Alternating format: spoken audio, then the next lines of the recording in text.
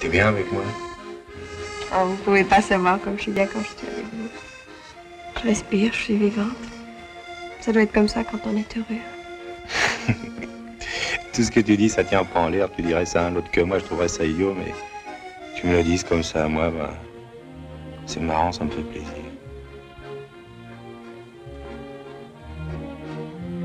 T'as de beaux yeux, tu sais. Bonjour Internet. Que ferions-nous sans le regard de l'autre? Embrassez-moi. Et que serait le cinéma sans tous ces regards?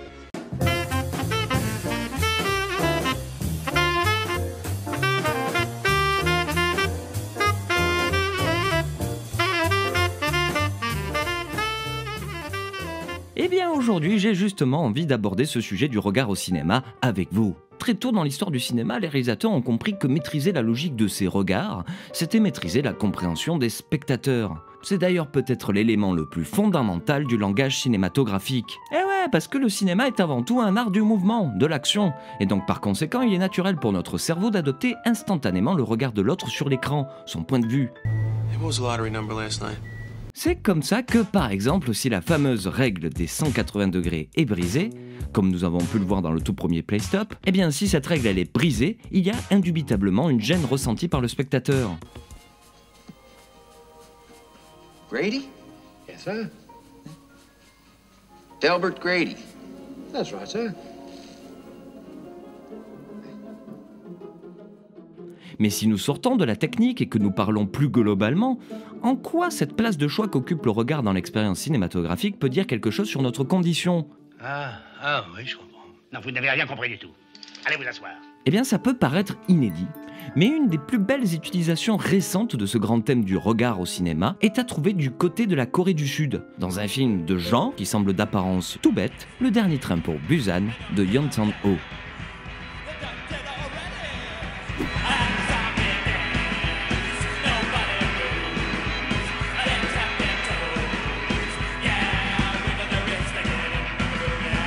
Bon alors j'en ai déjà vanté son fun à toute épreuve dans mon top 10 des meilleurs films de 2016, sa qualité d'écriture qui prenait soin de jouer jusqu'au bout avec son concept, mais je m'étais gardé de vous exposer ce qui était véritablement précieux pour moi dans ce film, la mise en scène du regard.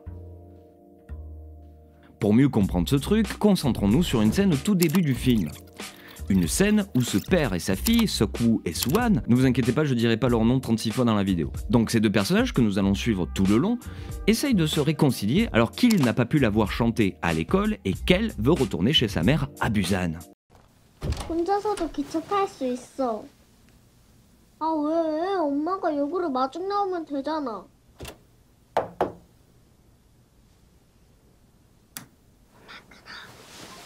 Ce qu'on peut tout de suite noter, c'est que finalement le découpage de la scène est très classique. C'est avant tout une scène d'exposition, censée nous montrer la dynamique de ces deux personnages, donc pas vraiment de fantaisie quoi.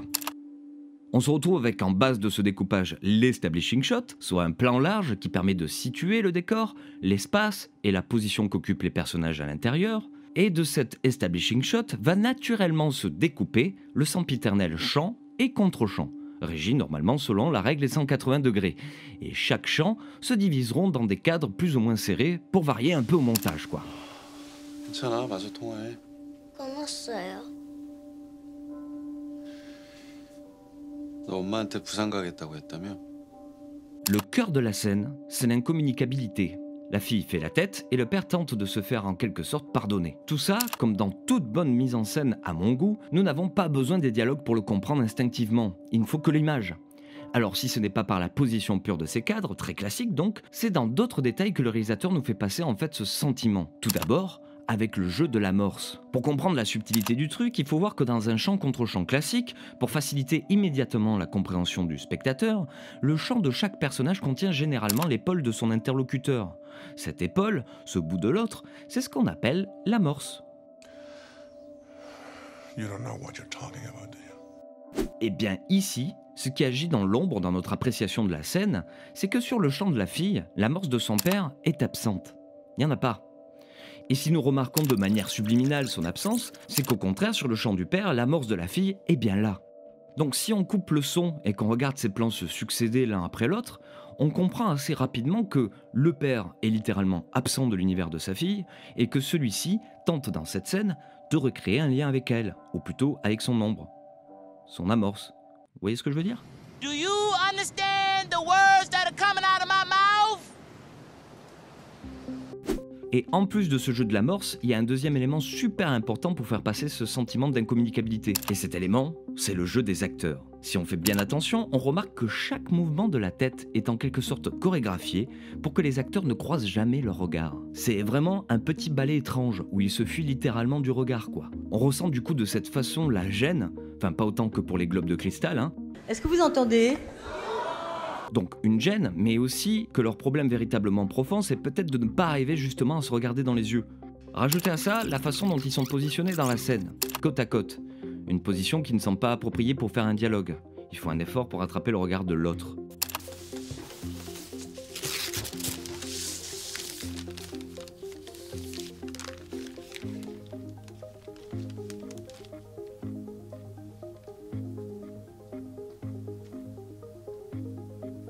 왜 마음에 안 들어? Et pour finir, dans le déroulé de la scène, le contre-champ sur la fille va subitement évoluer en y intégrant pour la première fois l'amorce du père. C'est pas très étonnant puisqu'il vient de lui donner son cadeau. Et donc nous, spectateurs, avec ce plan qui contient du coup de nouveau l'amorce, nous pensons que ce présent va résoudre l'affaire. Le lien va se créer, que l'absence du père va être comblée. Mais elle continue à faire la tête. Et si le père, donc, est rentré dans son champ de vision comme dans son cadre, c'est afin de l'interpeller d'une triste ironie sur quelque chose qu'il n'avait justement pas vu dans la pièce, comme nous.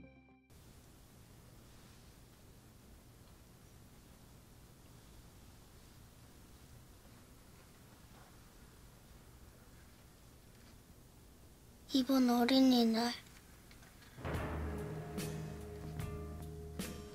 Donc voilà, vous avez pu rapidement voir comment Yeon Sang-ho traite une scène aussi classique que celle-là. Tout n'est que question de regard, que ce soit du côté de la mise en scène pure, puisque la scène marche grâce au jeu de l'amorce et l'utilisation du hors-champ, donc le pas visible de la fin, mais aussi du côté de la thématique, parce que c'est parce qu'il n'a pas fait attention à sa fille que le père n'a pas vu qu'il avait déjà acheté ce cadeau. Et si je peux aller encore plus loin, je pourrais dire que l'entièreté du Dernier Train pour Busan repose sur la déclinaison de ce thème du regard. En effet, on ne compte pas tout le long du film le nombre de scènes qui consistent à juste voir quelque chose, à se cacher du regard des autres ou encore à refuser de voir les choses devant soi. Le concept même du zombie repose finalement sur ça. 보이니까 달려드나 봐.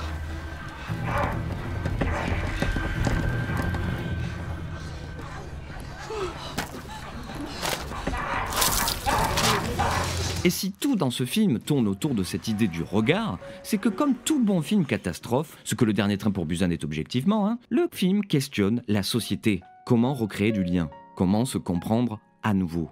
Ces questions sont un sujet brûlant pour la Corée du Sud, avec notamment ce qu'a fait ressortir les scandales de corruption de leur présidente qui fut montré au grand jour.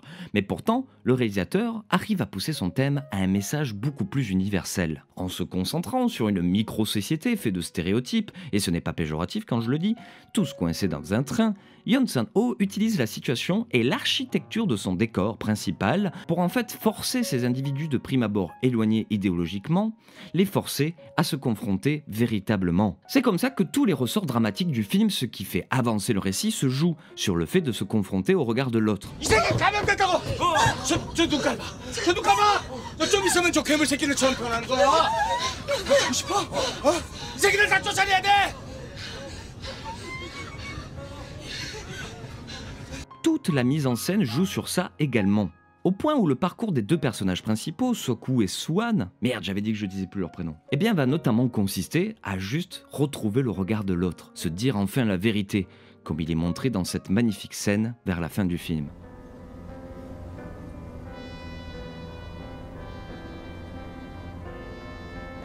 계속 같이 있어줄 거죠?